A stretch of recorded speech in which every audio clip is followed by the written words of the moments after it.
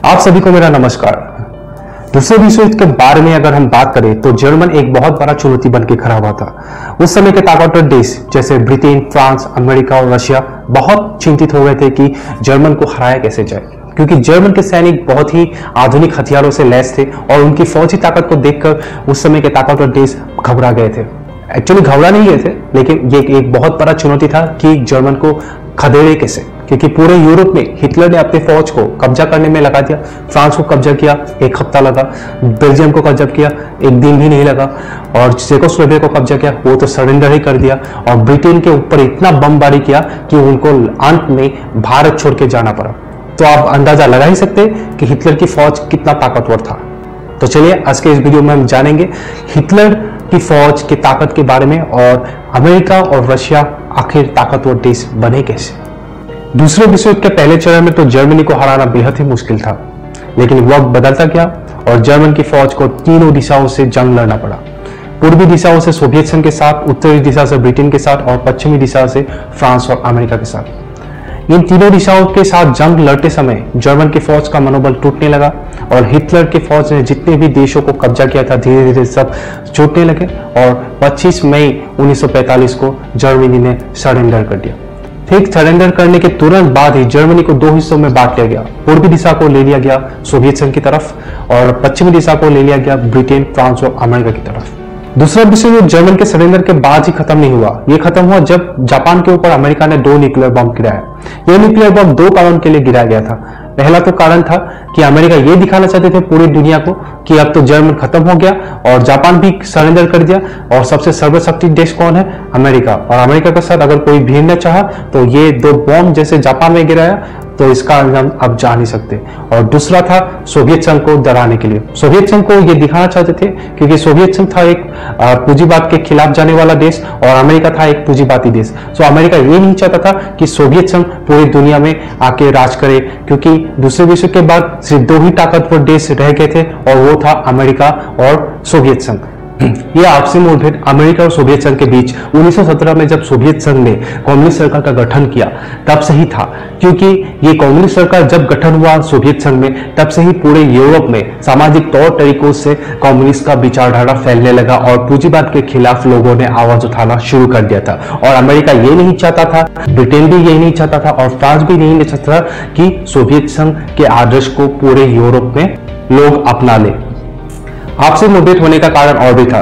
दूसरे विश्व युद्ध के पहले चरण में हिटलर और सोवियत संघ के बीच एक समझौता हुआ था, जिसके दौरान यूरोप के जितने भी आस पड़ोस के देश है उनको हमला करके कब्जा करके वे लोग यूरोप को 2 हिस्सों में बांटने वाले थे। और इस बात से ब्रिटेन, फ्रांस और अमेरिका बेहद नाखुश थे।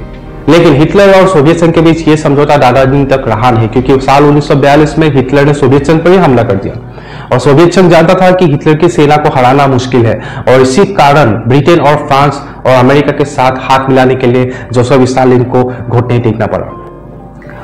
और अमेरिका जानता था कि सोवियत संघ पहले चरण में तो हिटलर के साथ ही था और तब से ही अमेरिका, ब्रिटेन और फ्रांस सोवियत संघ के ऊपर बहुत शक के नजर से देखता था। लेकिन जो भी हो, जंग को खत्म करना था और जर्मनी को हराना था, इसीलिए अंत में सोवियत संघ ब्रिटेन, फ्रांस और अमेरिका के साथ आ ही गया।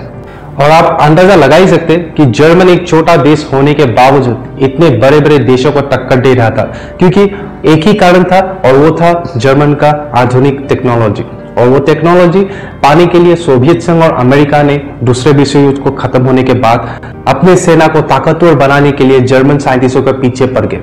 अगर हम बात करें अमेरिका का ऑपरेशन पेपर क्लिप, सो इसके दौरान क्या हुआ था, अमेरिका के CIA ने जितने भी जर्मन साइंटिस्ट और इंजीनियर थे उनका शिकार करना शुरू कर दिया और पकड़ के उन लोगों को अपने सैन्य ताकत को बढ़ाने के लिए और जितने भी स्पेस मिशन थे उसको कामयाबी दिलाने के लिए इन साइंटिस्टों का मदद लिया। और ठीक उसी तरह सोवियत संघ भी कहाँ पीछे रहने वाला था। सोवियत संघ ने भी जर्मन साइंटिस्ट और इंजीनियर्स का शिकार शुरू कर दिया और उन्होंने भी अपने सैन्य ताकत को बढ़ाने के लिए और स्पेस मिशन को शुरू करने के लिए काम में लगा दिया।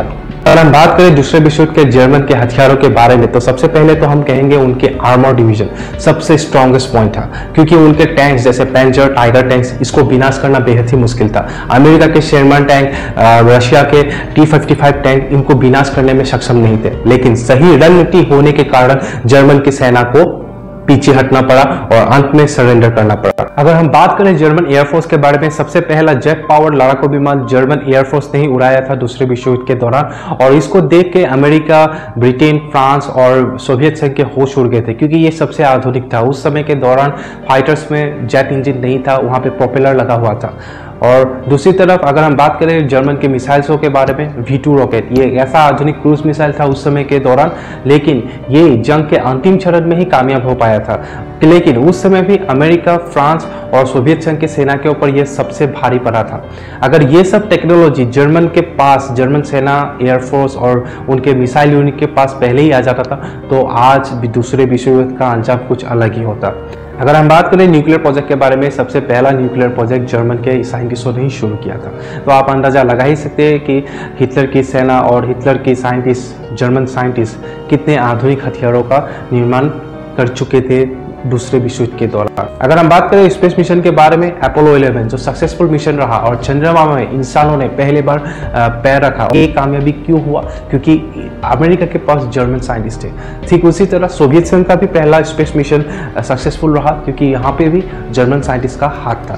तो आप अंदाजा लगा ही सकते कि जर्मन उस समय कितना आधुनिक हथियारों का निर्माण कर चुका था, और इसी वजह से आज ये दुनिया बहुत टेक्नोलॉजी में एडवांस है। अगर हम बात करें आर्मर डिवीजन के बारे में, अगर हम बात करें एयरफोर्स के बारे में, अगर हम बात करें मिसाइल टेक्नोलॉजी के बारे में, अगर हम बात करें न्यूक्लियर वेपन्स के बारे में, तो इन सब चीज़ों का हाथ सीधे जर्मन से ही आता है, क्योंकि जर्मन टेक्नोलॉजी का आविष्कार करना चाहता था, और वही एक ऐसा देश था यूरोप पे जो दूसरे विश्व युद्ध में सबके ऊपर भारी पड़ा था। तो आज के इस वीडियो में बस इतना ही। अगर वीडियो अच्छा लगा तो लाइक, शेयर, सब्सक्राइब जरूर कीजिएगा।